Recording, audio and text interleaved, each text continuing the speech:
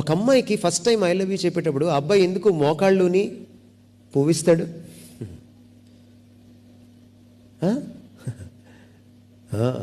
ఆ రోజు వాడి జీవితం నిర్బంధంలోకి వెళ్ళిపోతుంది. కమిట్ అయిపోతాడు. యేసు ప్రభుతో కమిట్ అవ్వడం అంటే తెలుసా మీకు? యేసు ప్రభుకి నా సర్వ స్వేచ్ఛను దారాదత్తం చేయడం.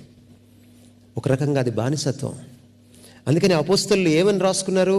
The bond servant of Jesus Christ and called to be an apostle, I Paul. అయితే ఇక్కడ ఒక గొప్ప విషయం ఏంటంటే, లోకము మనకిచ్చే స్వేచ్ఛలో బానిసత్వమే మిగులుతుంది. యేసుక్రీస్తు వారి బానిసత్వంలో స్వేచ్ఛ ఉంటుంది.